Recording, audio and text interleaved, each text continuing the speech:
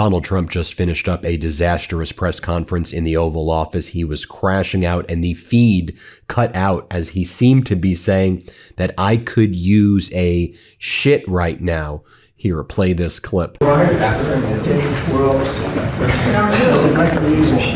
Now, I'm not sure what's going on medically right there, but he did seem to say, I could use a shit. Now, he continued to crash out in the Oval Office when talking about the catastrophic war in Iran. I guess the purpose of this press conference was supposed to be to talk about reducing prescription drug prices, but then he started talking about the war in Iran, his catastrophic and unlawful war in Iran.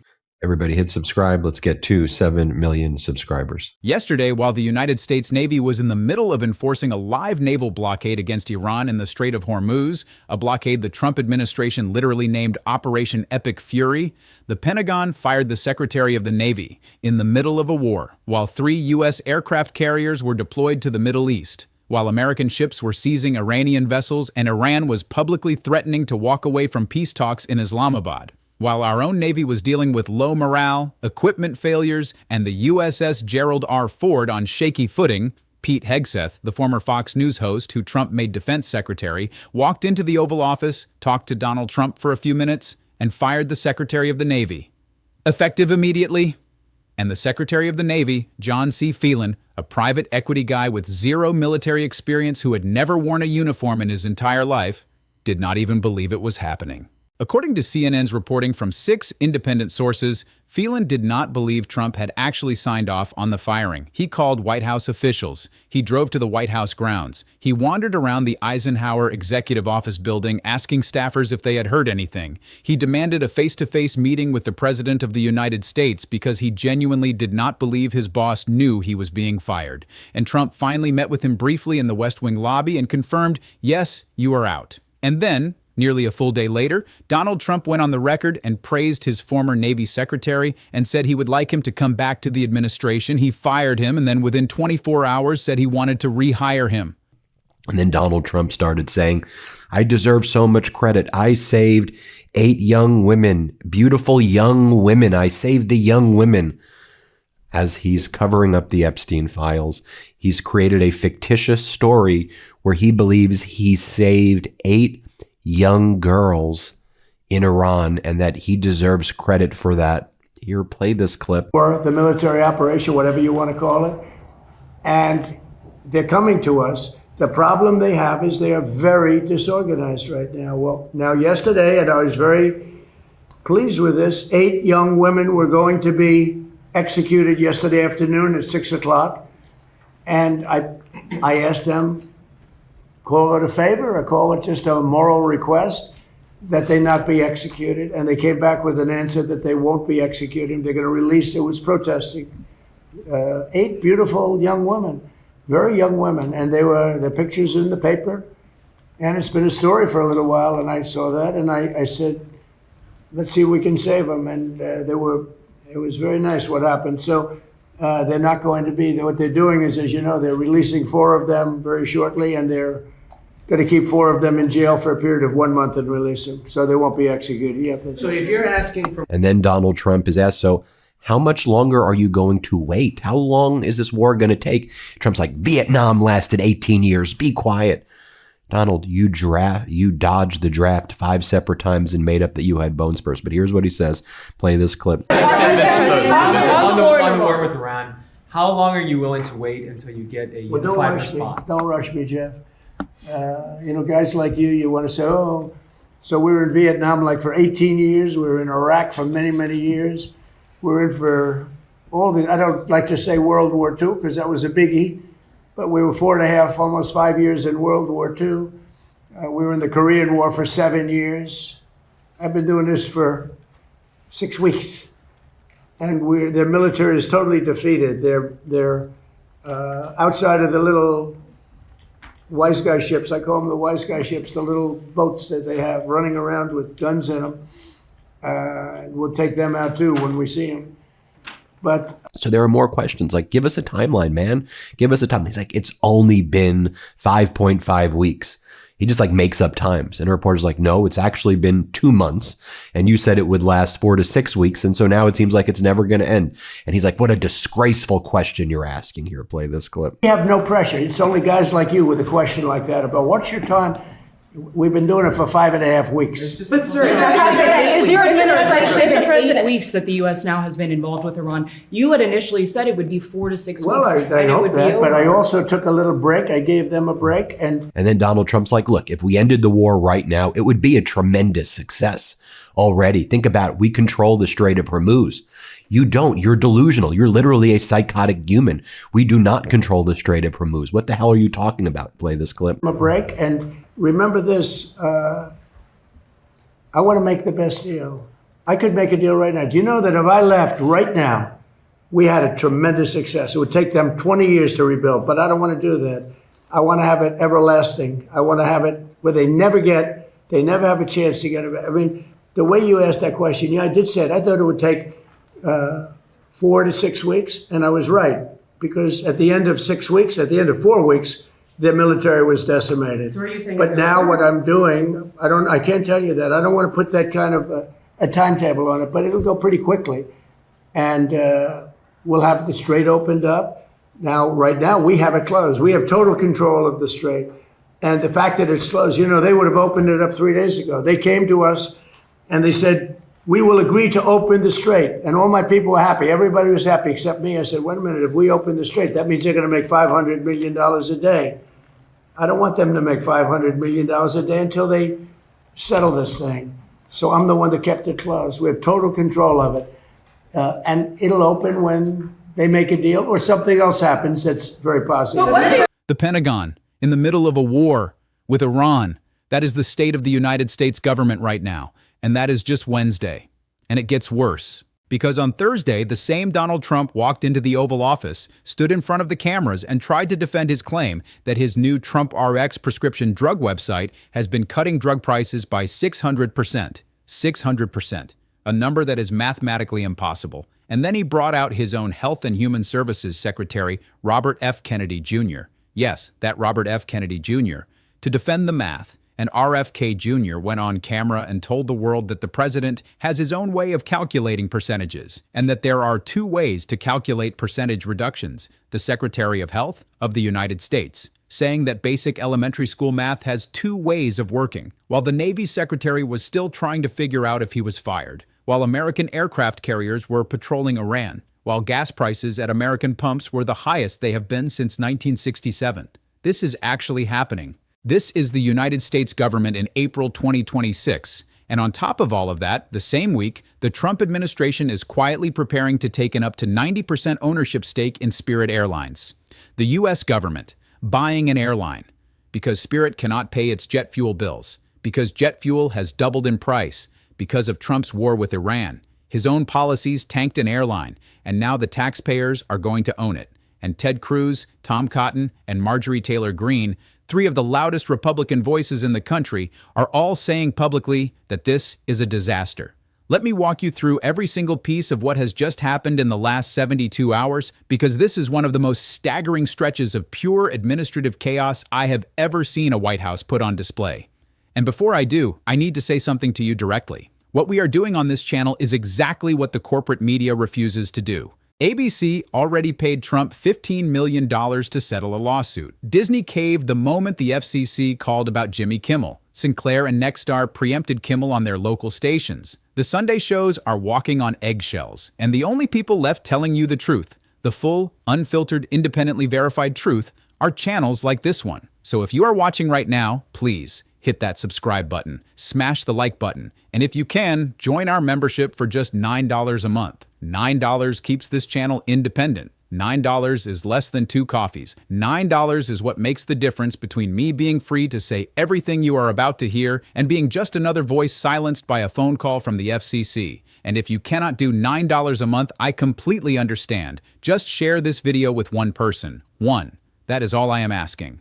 Now let's get into the collapse. Let me start with John Phelan, because his story is genuinely insane. According to CNN's 6-source reporting, NBC News, NPR, PBS NewsHour, Al Jazeera, CBS News, and CNBC all confirming the same timeline. Here is exactly what happened Wednesday, April 22nd, 2026. The U.S. Navy was in the middle of an 8th-week campaign against Iran. It had seized 2 ships in the Strait of Hormuz. The Navy was running what the administration called Operation Epic Fury, a blockade on Iranian ports designed to choke off Iran's oil exports. Navy forces were stretched thin across 3 aircraft carriers deployed in or heading to the Middle East. Also, according to NPR, the Navy was simultaneously running a separate campaign in the Caribbean striking alleged drug boats and had just been involved in the capture of Venezuelan leader Nicolas Maduro in January. The Navy was under maximum operational pressure. On Tuesday, April 21st, Phelan had actually been at the Navy League's annual Sea Air Space Conference just outside Washington, speaking to thousands of sailors and industry professionals. He gave a speech. He met with reporters. He hosted leaders of the House Armed Services Committee to discuss the Navy's budget. By every available indicator, he was the Secretary of the Navy. He had no idea what was coming. Then Wednesday morning, Defense Secretary Pete Hegseth had a meeting with Donald Trump at the White House about shipbuilding. According to CNN, Trump, who had personally taken interest in building a new fleet he called the Golden Fleet, was frustrated with the pace of shipbuilding progress. Hegseth, who had been clashing with Phelan for months over this, used the meeting to convince Trump that Phelan needed to go immediately. And then he talks about Martin Luther King and how he gets more people in his crowd than Martin Luther King got by the Lincoln Memorial, by the reflecting pool. Here, play this clip. And you'll see the ramp too. We're keeping the ramp, and that was for FDR. He needed a ramp, as some people would know. And in his honor, we're leaving it. I wanted to leave it. It means something. The other thing that we're doing that's taking place right now is the Lincoln Memorial has a beautiful reflecting pond or lake. They call it a pool, lake, and pond. Everything is different, but the word reflecting is a good term. It was built in 1922, and it was built out of granite and various stones on the bottom, and they never look great, because that's not really meant to be a stone that's underwater for that much of a period of time. It's about 1.5 to 2 feet deep. You all know it well. That's where Martin Luther King gave his great speech, and he had 1 million people. And I had the same exact crowd, maybe a little bit more, but they said I had 25,000 people on July 4th. I have pictures of Martin Luther King's crowd, my crowd. It's the exact same everything, but it was 70 years difference. The exact same crowd, but I actually had more people, but that's okay.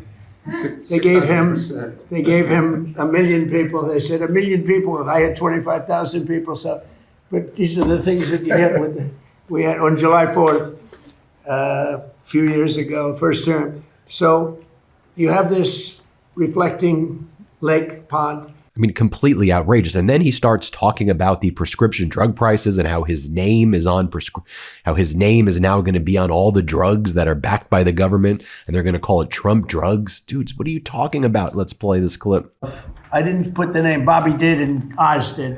It's true, actually. Remember, I came in, I said, what's this? You like the name? It'll be better. It'll sell better. Would you help us?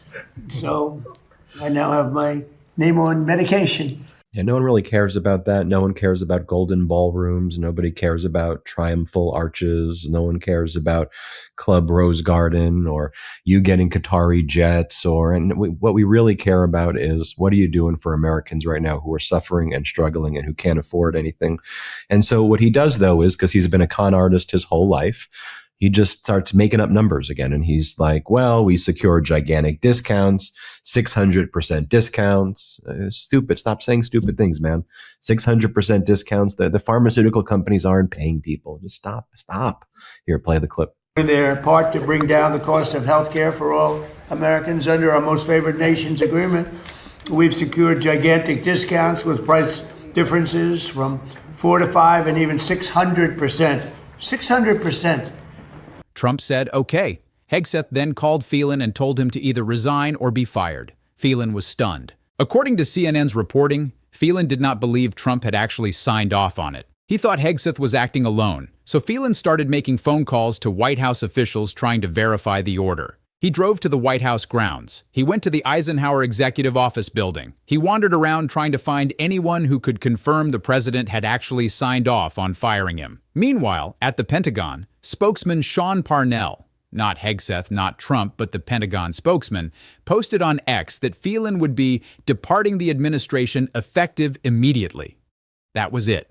The Secretary of the Navy, in the middle of an active naval blockade, got the news he was fired from a social media post by a spokesman, while he was still physically trying to get answers from the White House. According to CNN, White House staffers eventually told Phelan yes, the president had signed off, but Phelan still did not believe it. He demanded to meet with Trump directly, and Trump, from his West Wing lobby, finally confirmed to Phelan's face, yes, you are out. And then, the next day, Thursday, April 23rd, Trump went on the record, praised Phelan, said he had done great work, said he would like him to come back to the administration in the future. According to Fox News reporting, Trump publicly praised the ousted Navy secretary less than 24 hours after firing him mid-war. You cannot run a country like this. You cannot run a household like this. You cannot run a lemonade stand like this. And this is the Department of Defense, with 3 aircraft carriers deployed, while an actual war is happening. It gets worse. Because according to Al Jazeera and CBS News, this was just the latest firing in a pattern of chaos inside the Pentagon.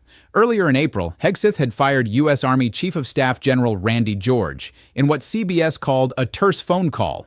Because Hegseth suspected, and I am not making this up, that General George had leaked a story to the New York Times about Hegseth blocking the promotions of 2 black and 2 female Army officers.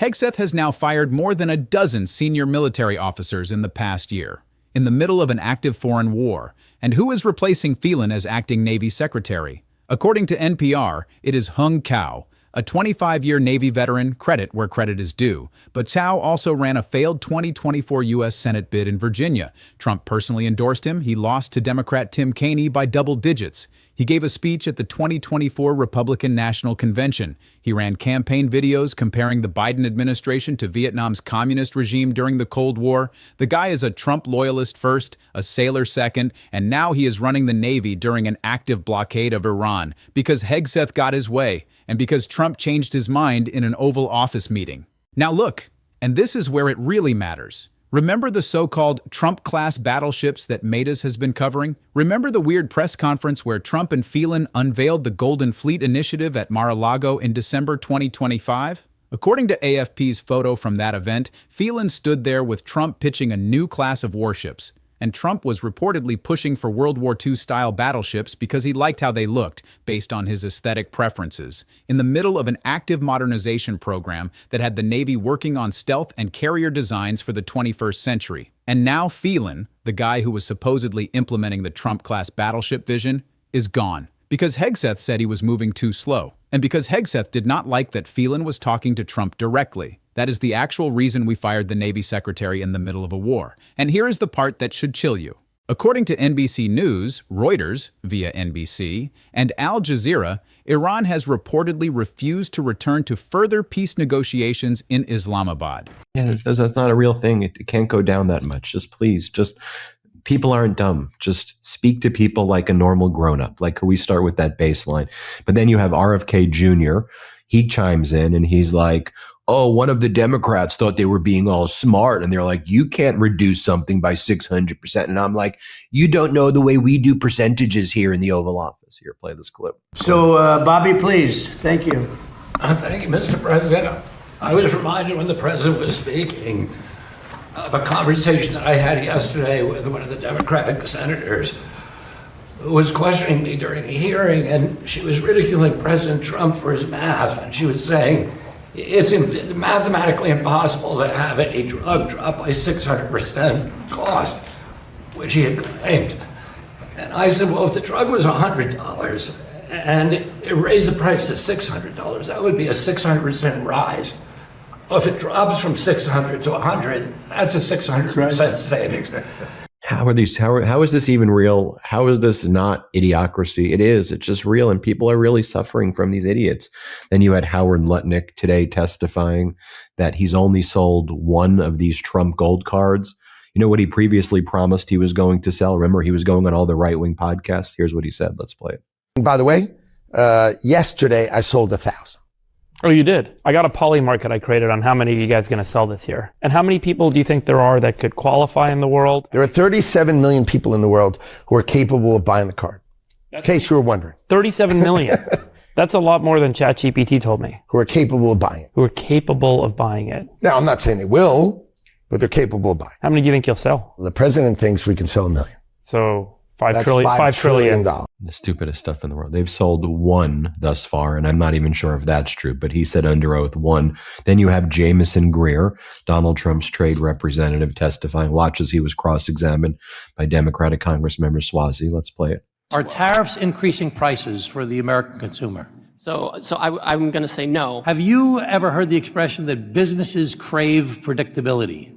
Sure, we've heard about that. Would you agree that there's been some instability and volatility caused by the trade policy of this country? We saw some volatility last year. So you disagree with the statement from the Tax Foundation that these tariffs are causing costs to go up $1,000 per household? Do you disagree with that? I do disagree with that, yes. And you disagree with the statement from the Yale Budget Lab that this is costing each household $2,400? I do disagree. On an annual basis? How about from Moody's Investment Services? These tariffs are raising inflation and the cost of living. Do you disagree with that? I do disagree. And you disagree with the fact that Moody's also says this reduces jobs and reduces the strength of our economy? We are the strongest economy in the G7. The U.S. Chamber of Commerce, the Tax Foundation, these are conservative institutions that are saying that these are costing consumers $1,000 a year, $2,400 a year, $4,200 a year. So you disagree with all of that. Do you disagree with Neil Bradley from the U.S. Chamber of Commerce, who says that these tariffs have caused significant cost increases?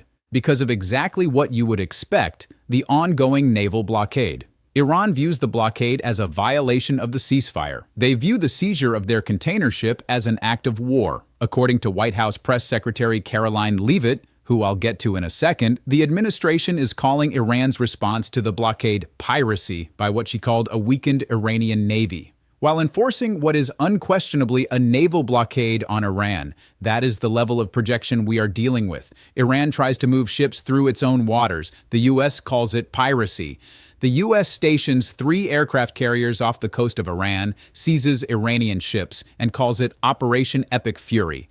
And Iran is supposed to come back to the negotiating table because of how well this is going. And listen, if you are sitting here right now wondering what the actual plan is, let me give you the answer. There is no plan. There is no strategy. There is no 50-year vision. There is Donald Trump having meetings where he fires people because he saw one PowerPoint slide that made him mad. There is Pete Hegseth purging the Pentagon of anyone he thinks might be loyal to someone other than him. There is a blockade that has driven up jet fuel prices by over 100%, which has cratered Spirit Airlines, which is now about to get bailed out by the same federal government that caused its problems. And that is just the Navy section of this story. We have not even gotten to the drugs yet, or the Spirit Airlines bailout, or the Martin Luther King Jr. comparison, or the 8 young women Trump claims he saved from execution. Real quick, drop a comment below if this is hitting for you. One word, chaos, unbelievable, horrifying, whatever you feel. Every comment pushes this video further in the algorithm, and that is how we break through when the networks are too scared to run these stories.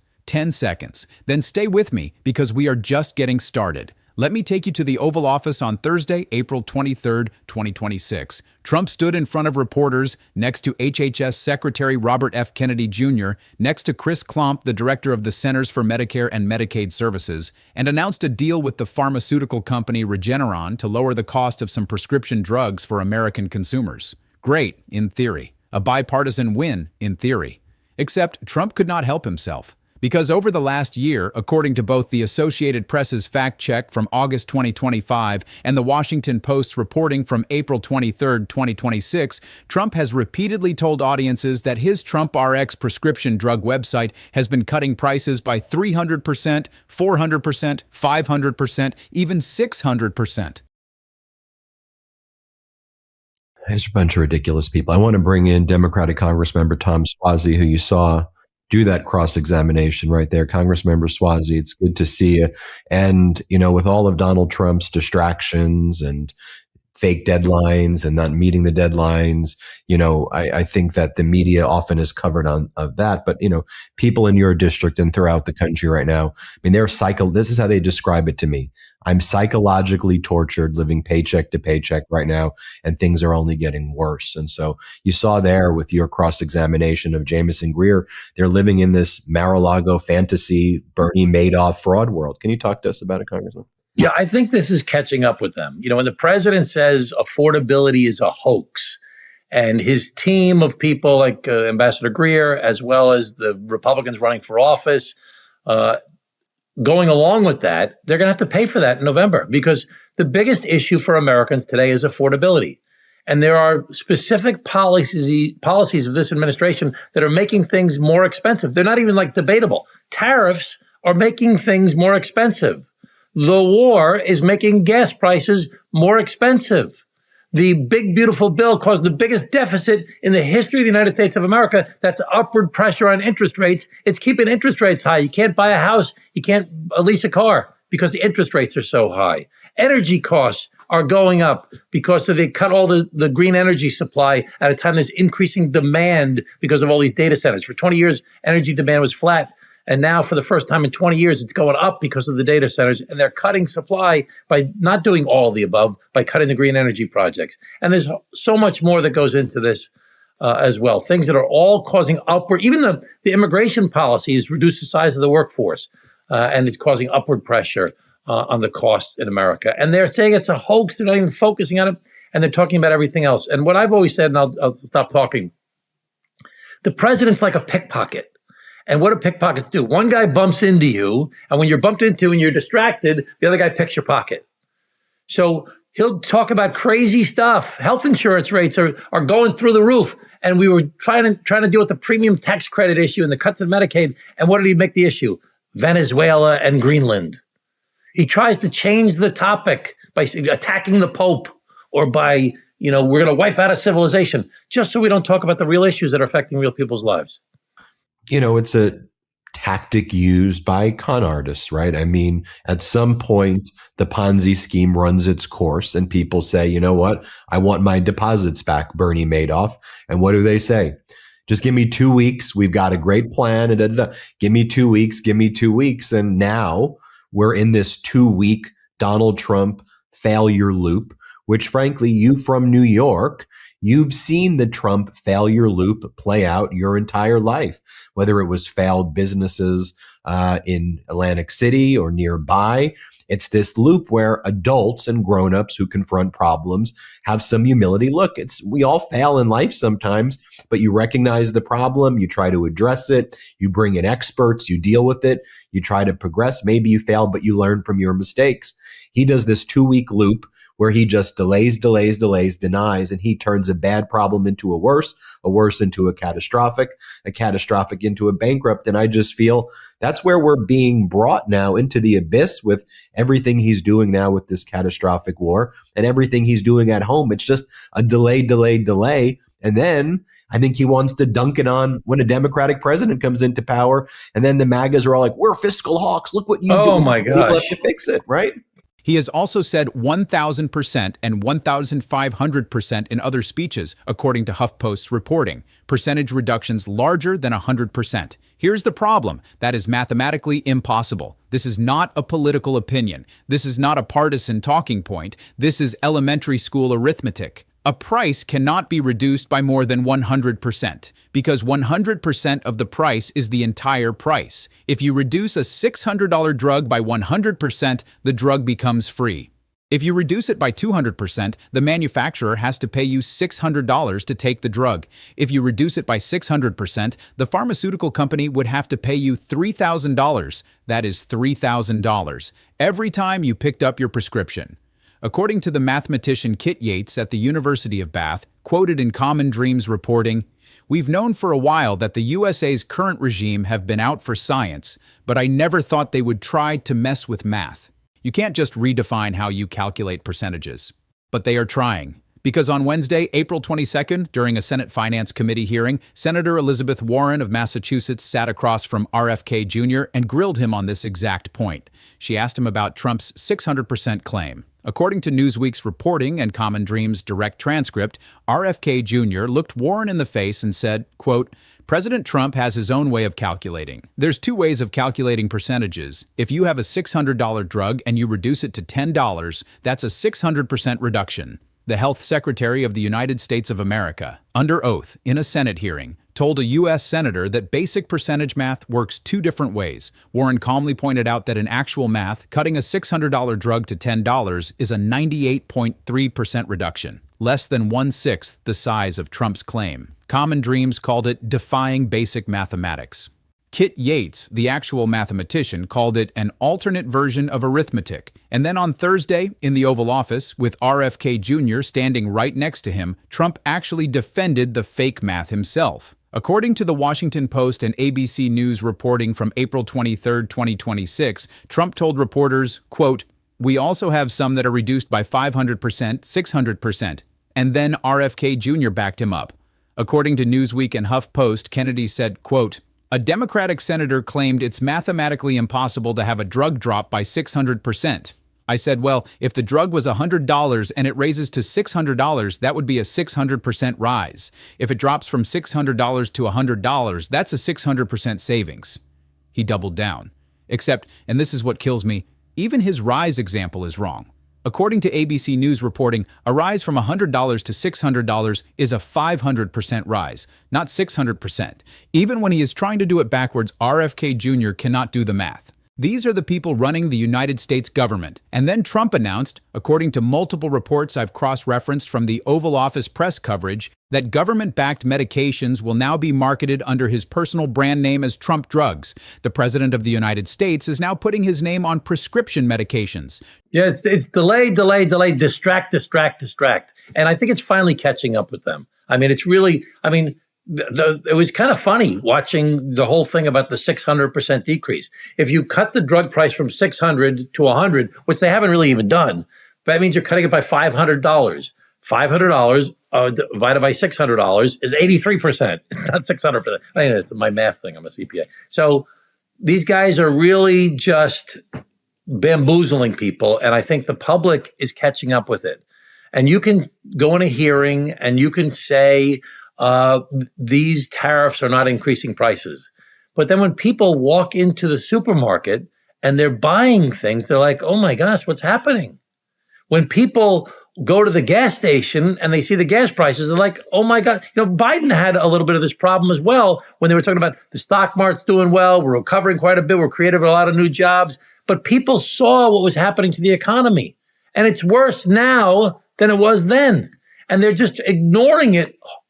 When he literally says on multiple occasions, this affordability issue is just a word. It's a hoax.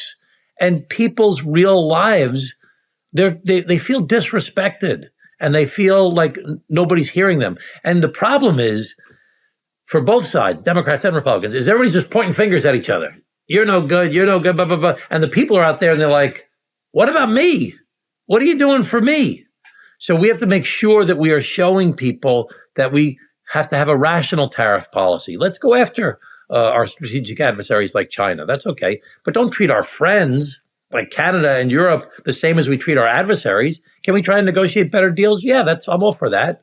But let's not treat them like they're our adversaries. These are our allies over long periods of time and a very important part of our economy and our lives here. So we have to have some rationality. You say all the above during the campaign, and then you say, no, it's just oil and gas we want. Okay, you want to do oil and gas, you want to do natural gas, fine. We shouldn't do as much. Climate change is real. But let's do solar and wind. They canceled projects that were 80% complete. Wind projects were 80% complete. They tried to cancel them. And then the court ruled against them. The court ruled against them on the tariffs that what they were doing is illegal. They cut the premium tax credits. Came so close to fixing it in the Congress, and then the Senate bailed on us. So we have so much to do. But the first thing we have to do is recognize that people are suffering. I heard someone say the other day, because of all these economic problems, people have to delay the purchase of a home and delay the leasing of a car, which is bad. That's not bad. But you know what? There are people who can't pay their rent. They can't pay their basic bills. It's not even about buying a house or leasing a car, which, that's important too. But some people are just suffering paycheck to paycheck. And the first thing we have to do is recognize that Bill Clinton was famous for, I feel your pain. We have to show people that we understand that they are suffering and that we care and that we will work hard to try and solve those problems. And enough of just the distractions and the pickpockets. Your congressional district is mixed. I mean, you won your district, but Trump got more votes than Kamala in your district. 19,000 votes he won my district by. Yeah. Yeah. Are you seeing, like we see in the national numbers, these shifts? Trump's approval now at 33%, on the economy 30%. Are you seeing, like, when you go around to the different spots that you go to over there? There are people. Trump drugs, like Trump steaks, like Trump water, like Trump University, like Trump branded Bibles, like the Trump class battleships he wanted the Navy to build based on aesthetic preferences. The presidency is a merchandise catalog now. Now, here is the thing. According to Common Dreams reporting, which cites a March report from the Center for American Progress, the Trump RX website, the platform Trump is using to claim these fake 600% savings, is itself a misleading product. The Center for American Progress found that of 54 medications listed on the site, Trump RX offered a genuinely lower price on, and this is a direct quote from their report, exactly one. 1 out of 54. CAP also found that almost 1/3 of the drugs available on Trump RX have generic alternatives that are cheaper than what Trump RX is offering, and the website does not mention those generics. According to Reuters' December reporting cited in Common Dreams, at least 350 branded medications are set for price hikes in 2026 anyway, including vaccines against COVID, RSV, shingles, and the blockbuster cancer treatment Ibrance. Warren herself, during the Senate hearing, pointed out that one drug available on Trump RX for $200 is available at Costco for $16. That is not a 600% reduction. That is Costco beating the President of the United States' signature drug program by over 1,200%, and not in the fake Trump math way, in the real math way. And here is the kicker. According to Common Dreams, Warren accused the Trump administration of granting millions of dollars in tariff relief to the very pharmaceutical companies cutting deals with Trump RX. Ranking Finance Committee member Senator Ron Wyden of Oregon pressed RFK Jr. during the hearing to publish the actual written agreements with these drug companies. Kennedy would not commit to publishing them, because if those deals see the light of day, the whole scam falls apart. The tariff relief for fake savings deal is the whole play. It is a merchandising operation. It is not drug pricing policy. Let me pause here because this is exactly why channels like ours matter. When the mainstream networks will tell you about RFK Jr. saying weird math things on camera, but will not walk you through why it matters.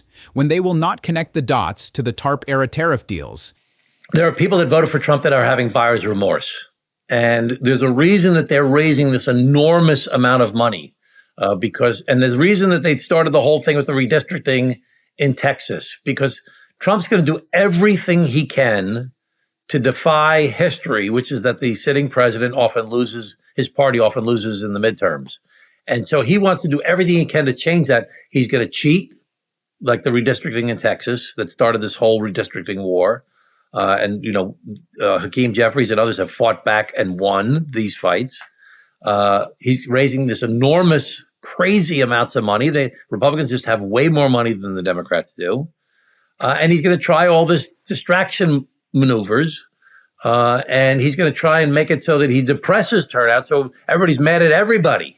They're mad at all the politicians, and they're discouraged, and they're disengaged, so they don't participate. So the most important thing we need people to do is show up and to pay attention and to get out and vote and say we want our country back.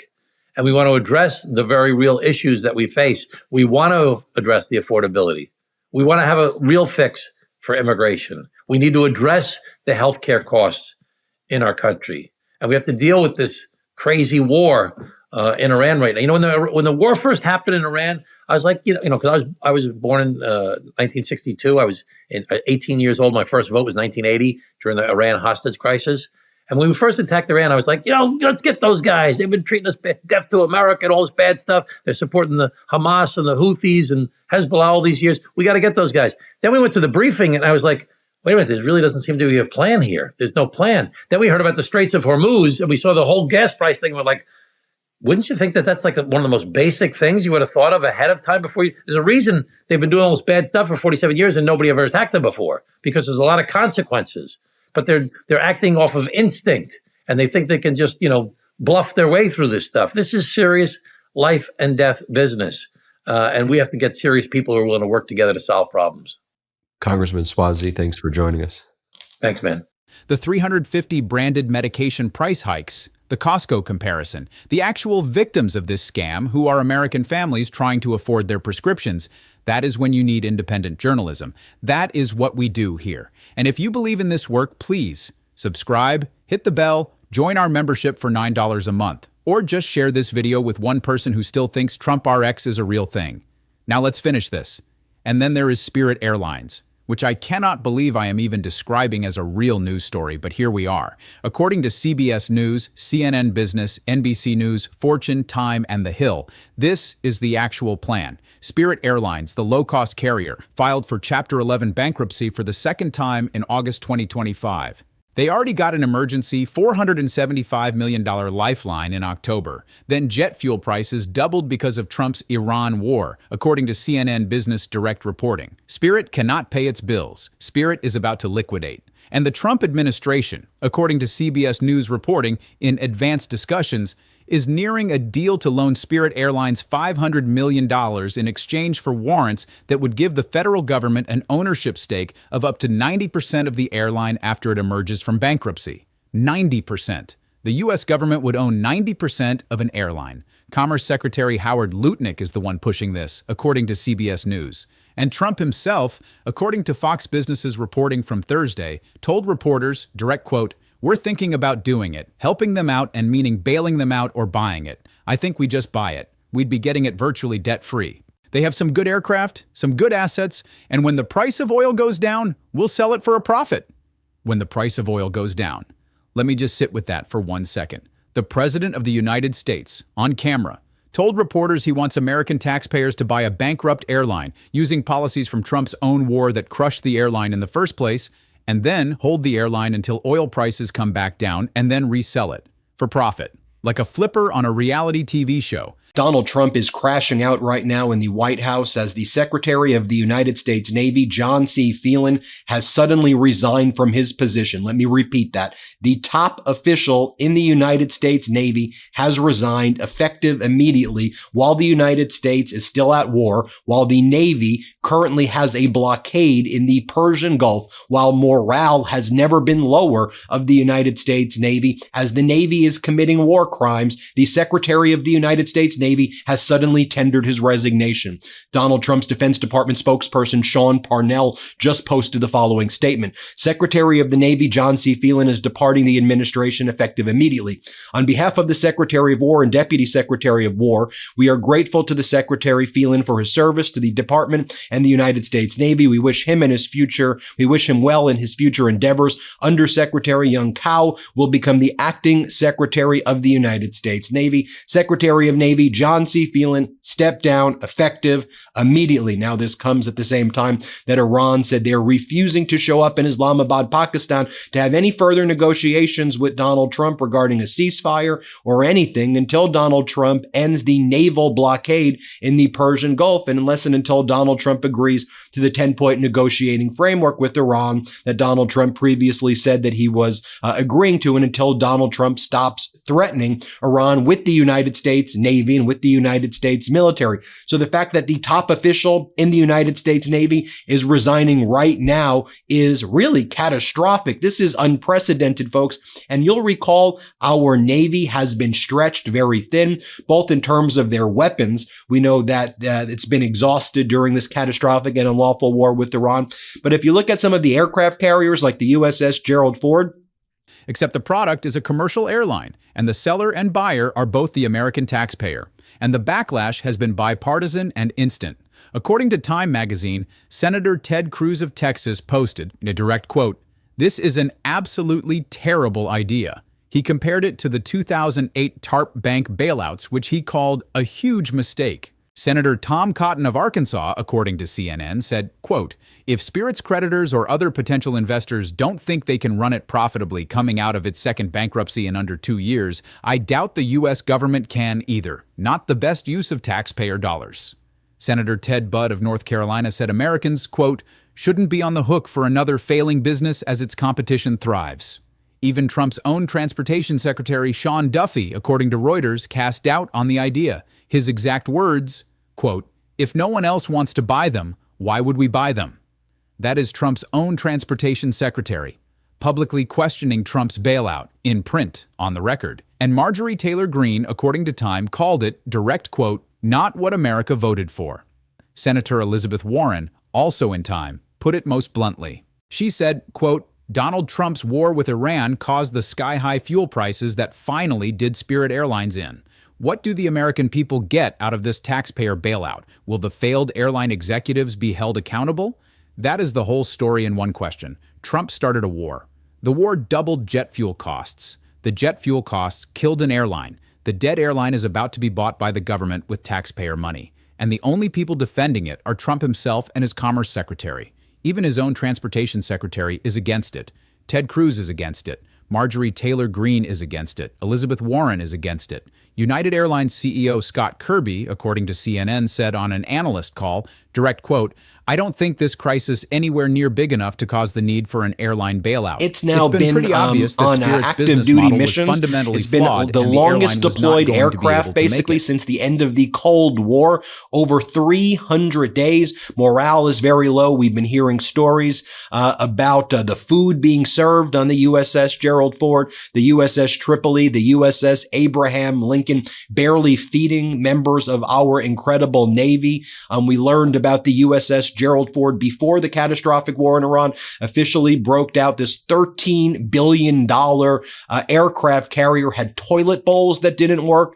And so you had thousands of sailors swimming through raw sewage before the start of the catastrophic war in Iran. And it had to head to a port in order to get that fixed. We'll also recall that the Navy Secretary, John Phelan, held this weird press conference with Donald Trump back in December, where he talked about building a new class of battleships called the Trump class of battleships, because Donald Trump didn't like the way aircraft carriers look, and Donald Trump doesn't like the way that stealth ships look and how other ships are made. So Trump wanted battleships to look the way they did during like World War I and World War II. He wanted that as the model, he said. And so you had John Phelan hold a weird press conference saying that's what he was going to do, and he was going to call them the Trump battleships with nuclear capabilities. Play this clip.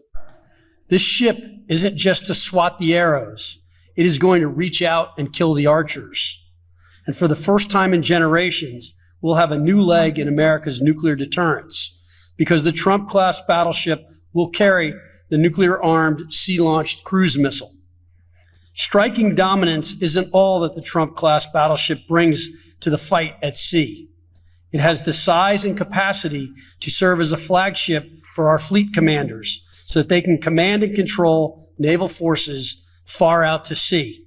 There is no constituency for this bailout. Nobody wants it except Donald Trump, because he sees it as a deal he can flip. And this is on top of everything else. This is while Trump was claiming at that same Oval Office press conference that he personally saved 8 young women from execution. A claim that, according to Midas Touch's reporting, has zero supporting evidence anywhere. A fabrication, spun in real time. While Trump was also, in that same Oval Office press conference, comparing his crowd sizes to Martin Luther King Jr.'s. Let me say that again. In a press conference that was officially supposed to be about prescription drug prices, the President of the United States went on a tangent comparing his crowd sizes to the man who delivered the I Have a Dream speech on the National Mall in front of 250,000 people. This is the actual Oval Office press operation in April 2026. Let me close this out.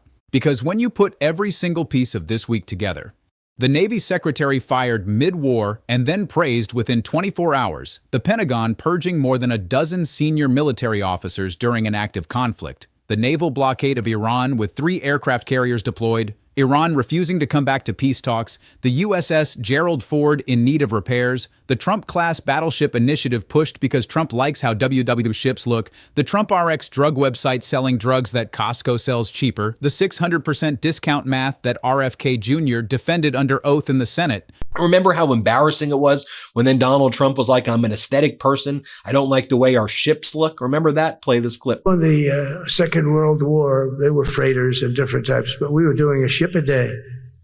And now we don't do ships. And I'm not a fan of some of the ships you do. I'm a very aesthetic person, and I don't like some of the ships you're doing aesthetically. They say, oh, it's stealth. I said, that's not stealth. An ugly ship is not necessary in order to say you're stealth. By the way, the B-2 bombers were incredible. That is stealth. They went into that. Let me just remind you all what Donald Trump had previously said back on November 26, 2024, where he nominated John Phelan. Just to be clear, John Phelan's never been in the Navy before, no military experience. He's just a big Republican donor, a rich guy who was appointed in this position by Donald Trump. This is what Donald Trump said back in November of 2024. It is my great honor to announce John Phelan as our next United States Secretary of Navy. John will be a tremendous force for our naval service members and a steadfast leader in advancing my America First vision.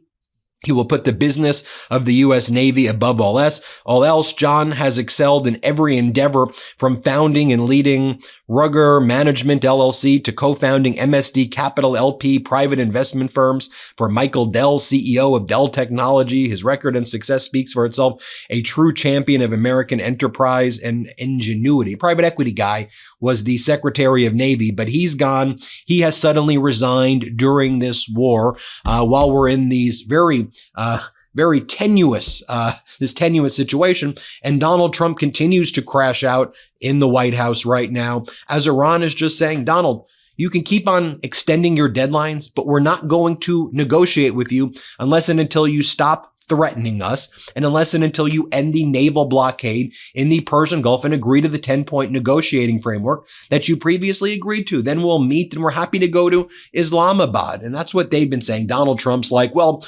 I'm going to give them until Sunday. I'm going to give them 3 to 5 days, right, when the markets close. I'm going to extend the deadline. Iran's like, we're not asking for that. We're not asking for any extensions, Donald. And now the fact that you have the U.S. Navy Secretary resigning, that signals a weakness, chaos. Iran sees. Can you imagine if Iran's chief of the Navy, suddenly resigned? Isn't it also ironic that you had like Jesse Waters and all the state regime media people at Fox yesterday being like, oh, and this person in Iran is being fired and there's a coup here and all these things happen. It's all projection and confession. The head of our Navy has just resigned in the middle of this war, and Donald Trump continues to crash out as a result of all of this. Donald Trump posted the following. Trump announcing Trump drugs as a new brand. The Spirit Airlines bailout driven by Trump's own war. Ted Cruz and Trump's own transportation secretary publicly opposing the bailout. Trump saving 8 fictional women from execution. Trump comparing himself to Martin Luther King Jr. at a drug price press conference. And the entire national debt now over $39 trillion amid the cost of the Iran war. You realize something. You realize that this is not policy. This is not strategy. This is not a presidency. This is a man with dementia posting to Truth Social while his administration fires cabinet officials, loses wars, inflates drug prices, buys airlines, and makes up math. And the people around him, Hegseth, Lutnick, Vance, Kennedy, are either too afraid to stop him, too incompetent to understand what is happening, or too complicit to care. Morning glory. Will President Trump go full Sherman in the war on Iran? From Sherman's march to Trump's Iran deadline, a historical argument emerges for why ruthless wartime measures can ultimately deliver lasting peace. You think that's the productive response to Iran? And then Donald Trump writes, I guess this is like his therapy and makes him feel good. Last season of My Apprentice juggernaut! ! And he posts a New York Times article from 2004 that says The Apprentice scores ratings top for season. And then he posts another graphic from the New York Times that says finale viewers, 28 million. Key demographic, 17.5 million viewers. Then he posts, you can't compromise on sanity and common sense. Like a total crash out right now. I mean, look. You want to see what Iran's lead negotiator and parliament leader MB Ghalibaf is saying. Here's what he writes. A complete ceasefire only makes sense if it is not violated by the maritime blockade and the hostage taking of the world's economy, and if the Zionist warmongering across all fronts is halted. Reopening the Strait of Hormuz is impossible with such a flagrant breach of the ceasefire. They did not achieve their goals through military aggression, nor will they through bullying. The only way forward is to recognize the rights rights of the Iranian nation. Then Iran's president, Pezeshkian, posted, "The Islamic Republic of Iran has always welcomed and continues to welcome dialogue and agreement. Bad faith, siege, and threats are the main obstacles to genuine negotiation. The world is witnessing your hypocritical, empty talk." This is the moment the system is breaking, and the only thing keeping the American public informed about it is the people doing the work to tell the truth. That is Jimmy Kimmel on ABC, even after his suspension. That is Marjorie Taylor Greene on Piers Morgan, even after they branded her a traitor. That is Rosie O'Donnell from Ireland, even after they threatened her citizenship. That is Mary Trump from her clinical psychology practice, even after they called her a stone-cold loser. That is Tucker Carlson apologizing on his podcast, whatever his motives are. That is Ted Cruz publicly opposing the Spirit bailout, even though he sits in the same party as the president. That is Elizabeth Warren asking questions the White House physician will not answer. That is Jamie Raskin formally demanding a 25th Amendment medical exam, which is due today, April 24, 2026. And that is us, this channel, America Facticity. And the contradiction between your claims and your actions. And as the Iran negotiating delegation had said, the United States didn't bring anybody to the last negotiating round that has any knowledge about nuclear issues. So Iran's like, how could we talk about nuclear issues with Jared Kushner and Steve Witkoff? They don't know what they're talking about. And so Iran's like, we have no plans to attend another meeting. We're just not going to do it. So then Donald Trump sends Caroline Leavitt to do a press conference, and she does one from the White House lawn.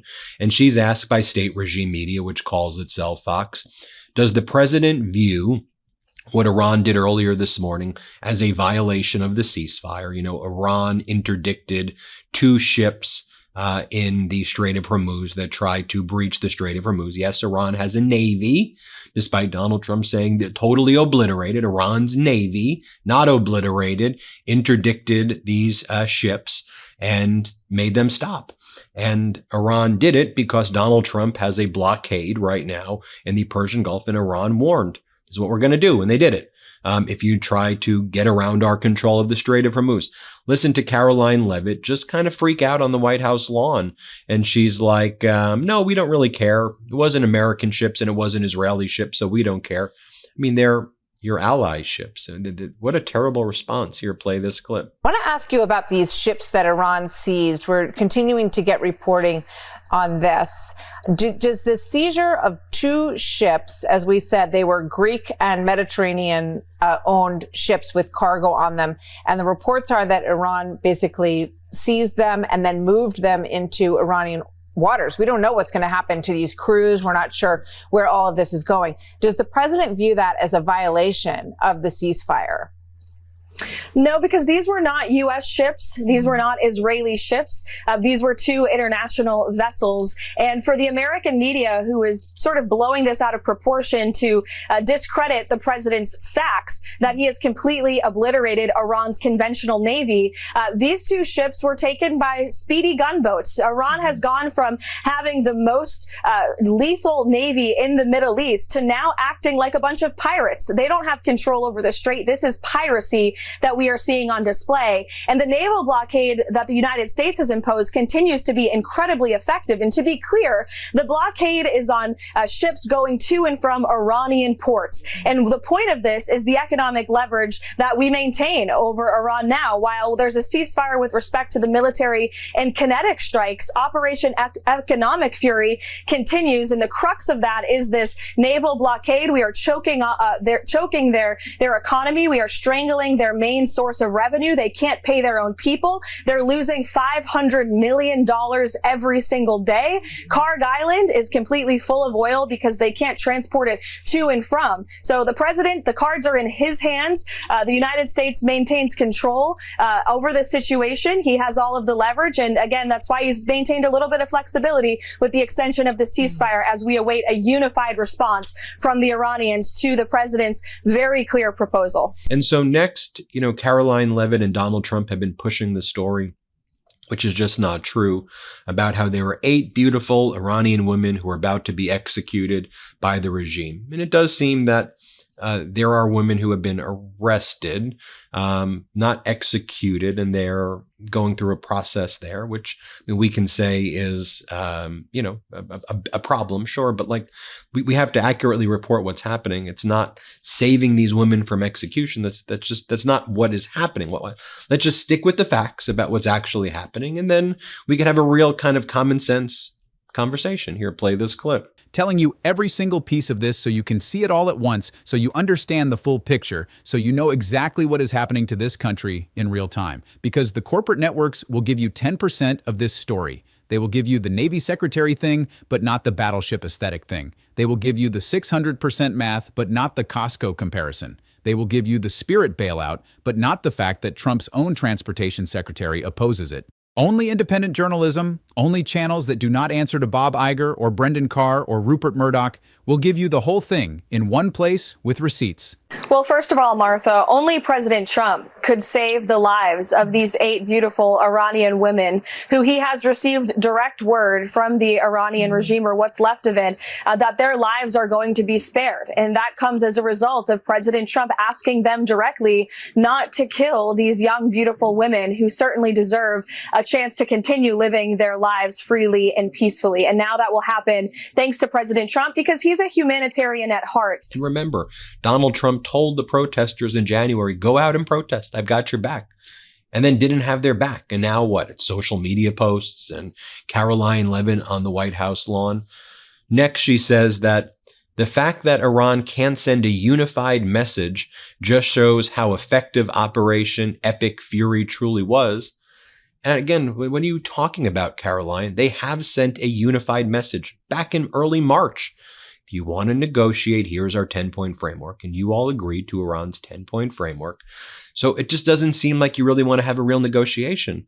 If you want to go to war, there's a war path where you'll commit war crimes. There's a path.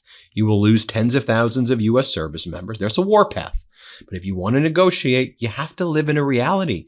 This isn't like what you get to do with your sycophantic regime media where you just lie. You have to address the fact that there's a counterparty who's made clear they're non-negotiables, and they've stood on those non-negotiables. This ain't Delcy Rodriguez of Venezuela. It's not what this is. Here, play this clip of her right here. The fact that they cannot send a unified message yet, which is why the president decided to extend the ceasefire, just shows how effective Operation Epic Fury truly was, because there's a lot of internal division over there. The president understands that, and so we await their response. Yeah, they had one leader, one Ayatollah for 37 years who seemed to be able to keep a bit of a lid on all of these disparate groups, but that is sort of an open can of worms after his death in that operation on February 28th. So we'll see if they can get their act together. And then she's asked, well, what do you make of Iran just outright mocking you all? Like they're mocking Donald Trump. In all of those Lego videos and social media posts, they're mocking Donald Trump for setting deadlines. Then when the deadline approaches, Donald Trump extends the deadline and then makes up an excuse why he extends the deadline. Like as the ceasefire was about to expire, he said, Pakistan told me to do it because Iran needs to get the message from the Ayatollah. Iran's like, that's not true. And when you say that, Donald, when you lie and your counterparty knows that you're not telling the truth and you don't stand on your deadlines, they don't take you seriously. They take you like a clown. And they're making clown videos about you. You know how you used to say the world is laughing at the world, everybody's laughing at you. But unfortunately, it's more horrified. Iran's laughing at you, but former allies of the United States are horrified because this is causing real pain and suffering. Let's play this clip. So in the same day, the president said that he doesn't want to extend the ceasefire and the bombs would start falling after the end of the ceasefire. And unilaterally, he declared that the ceasefire would be extended indefinitely. Iranian state media are openly mocking the president of the United States and say we didn't even request the extension of the ceasefire. What's the response from the president of the United States? The response is you guys all see a lot of different messaging coming out of Iran, a lot of different rhetoric and language from them. I would caution you to take anything that they say at face value. What we've seen is that what they say publicly is much different than what they concede to the United States and our negotiating team privately. I've said that repeatedly to all of you in the news media, and you should take our word for it. So then Caroline Levitt is asked, so who's in charge with Iran that you're negotiating with? Who are you talking to? And her response is, we obviously know who we're negotiating with because we sat down with those individuals in person. Okay, so you're confirming that the negotiating team is Ghalibaf. That is what we do. Every single video, every single day. Before I let you go, do me one favor. Subscribe to this channel if you have not already. Hit the bell. Join our membership for just $9 a month so we can keep doing this work. Share this video with one person who thinks everything is fine. Because it is not fine. It has never been less fine. And the country cannot afford for any of us to look away right now. Comment below with your biggest takeaway from this week. Was it the Navy Secretary mid-war firing? Was it the 600% math? Was it the Spirit Airlines bailout? Was it Trump comparing himself to Martin Luther King Jr. at a drug price event? Was it the 8 women he supposedly saved? Was it Trump drugs as an actual brand name? Was it Iran refusing to come back to the table? Tell me. I want to know. I read every single comment, and every single comment helps this video reach more people who deserve to know what is actually happening. Thank you for watching. Thank you for being part of America Facticity. I will see you in the next one. I just showed you his post. It is Foreign Minister Araghchi. It is that team. It is that team of people. They also had someone from the Islamic Revolutionary Guard there. So that's they had their National Security Council leader who replaced Larijani there. That's who's there. But anyway, play this clip of Caroline Leavitt. Let's play it. Clear then who was in charge in Iran and who the administration is even negotiating with?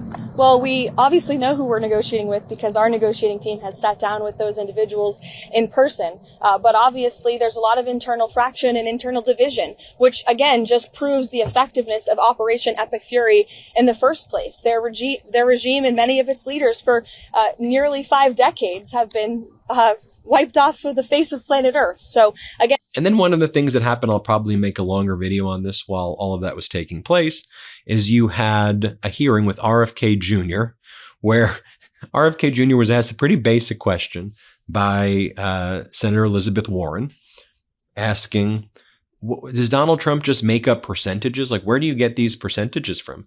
And RFK Jr. is, Donald Trump does percentages differently. The direct quote is, President Trump has a different way of calculating percentages. So if you have a $600 drug and you reduce it to $10, that's a 600% reduction based on the way Donald Trump calculates things. Let's play this clip. President Trump and the Republicans slashed healthcare for millions of families. The president pitched his Trump RX website as the answer for Americans who are worried about healthcare costs.